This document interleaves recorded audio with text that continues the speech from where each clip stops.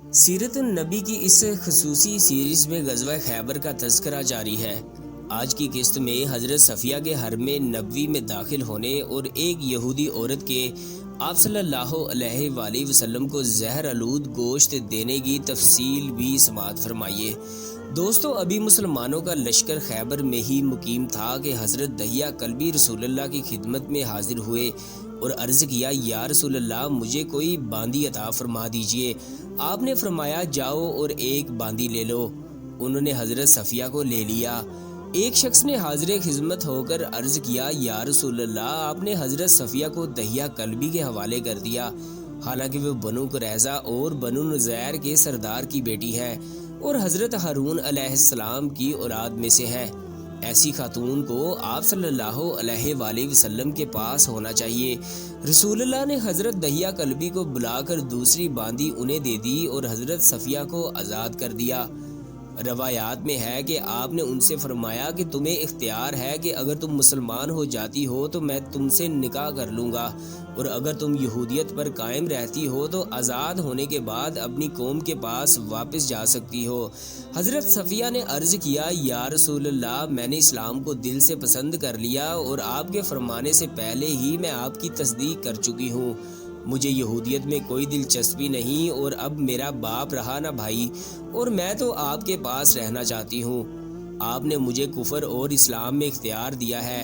خدا کی قسم، میں اللہ اور اس کے رسول مجھے آزادی پانے سے اور اپنی قوم کے پاس واپس چلے جانے سے زیادہ پسند ہے۔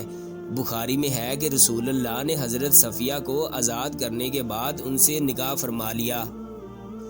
دوستو، خیبر کے قلعوں سے جو اموال غنیمت حاصل ہوئے ان میں کپڑے، جوتے، چادریں، مویشی، کھانے پینے کی چیزیں اور ہتھیار وغیرہ شامل تھے۔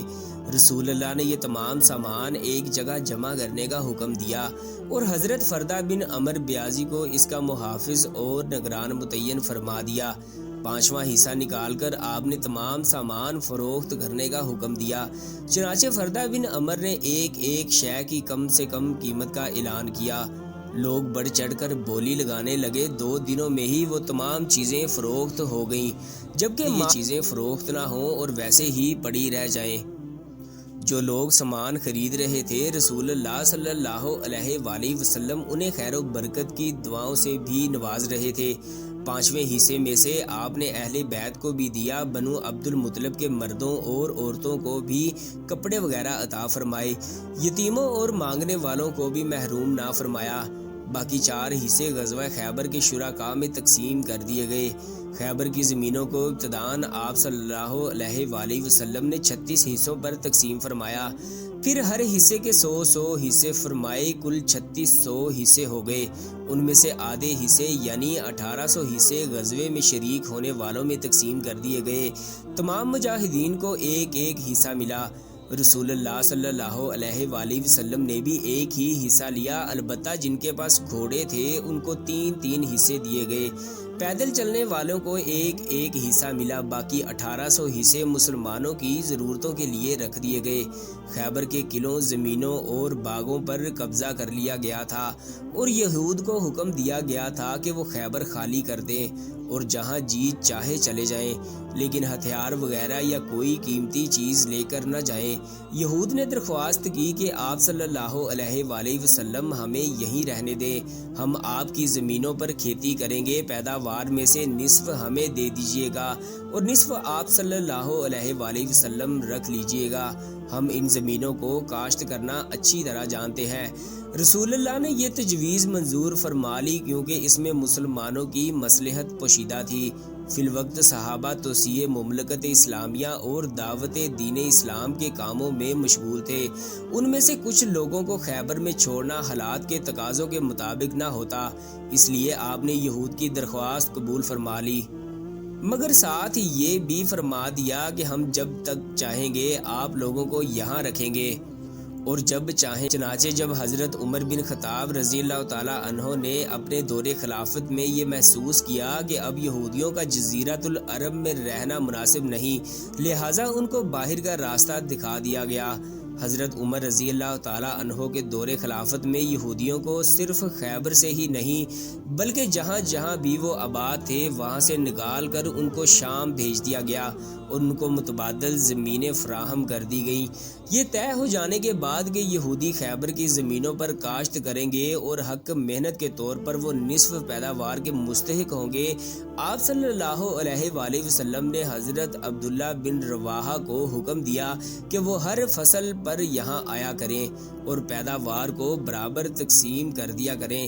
چنانچہ حضرت عبداللہ بن رواحہ ہر فصل کے موقع پر خیبر پہنچتے اور پیداوار کے 2 برابر حصے کر کے یہودیوں کو اختیار دیتے کہ وہ ان میں سے جو چاہیں لے لیں۔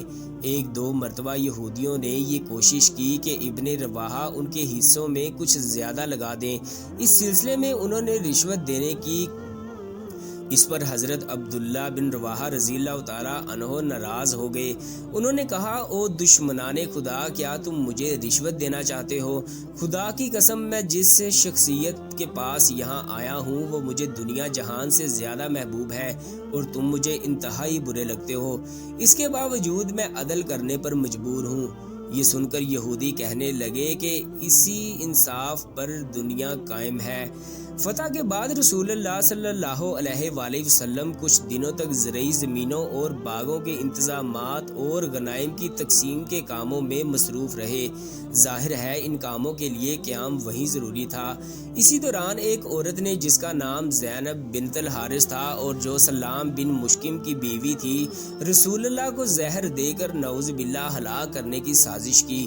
اس نے پروگرام بنایا کہ رسول اللہ صلی اللہ علیہ وآلہ وسلم کو بکری کا بھنا ہوا گوشت پیش کیا جائے اور اس میں زہر ملا دیا جائے۔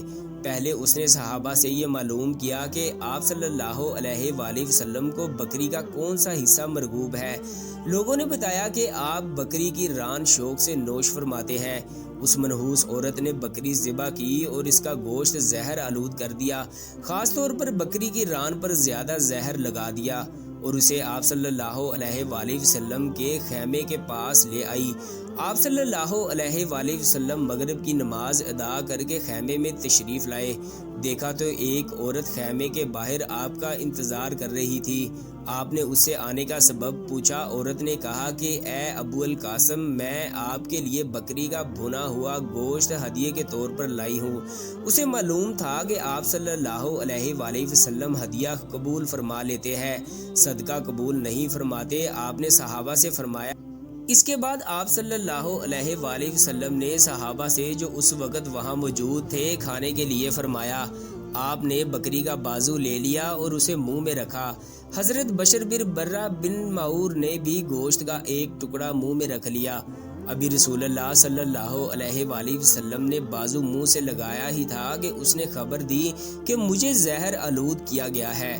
رسول اللہ صلی اللہ علیہ وآلہ وسلم نے فوراً تھوک دیا، اگرچہ اس کا تھوڑا بہت اثر زبان پر رہ گیا۔ دوسری طرف حضرت بشر بن برہ آپ صلی اللہ علیہ وآلہ وسلم کے ادب اور لحاظ کے سبب کھانا نہ تھوک پائے، حالانکہ آپ صلی اللہ علیہ وآلہ وسلم نے فرما دیا تھا کہ کوئی شخص یہ کھانا نہ کھائے، اس میں زہر ملا ہوا ہے۔ زینب بنت الحارث کو طلب کیا گیا۔ آپ صلی اللہ علیہ وآلہ وسلم نے اس سے دریافت فرمایا، کیا اس کھانے میں تو نے زہر ملا دیا تھا؟ اس نے عرض کیا، جی میں نے ملا دیا تھا۔ آپ کو کیسے پتا چلا؟ فرمایا، مجھے اس ہڈی نے بتا دیا تھا کہ میں زہر آلود ہوں۔ آپ صلی اللہ علیہ وآلہ وسلم نے فرمایا، تو نے ایسا کیوں کیا؟ اس نے کہا، میرے باپ، چچا اور شوہر قتل ہو گئے، میری قوم بھی تباہ و برباد ہو گئی۔ میں نے سوچا اگر آپ نبی ہوئے تو یہ زہر آپ پر اثر نہیں کرے گا اور آپ بچ جائیں گے، اور اگر بادشاہ ہوں گے تو ہمیں آپ سے نجات مل جائے گی۔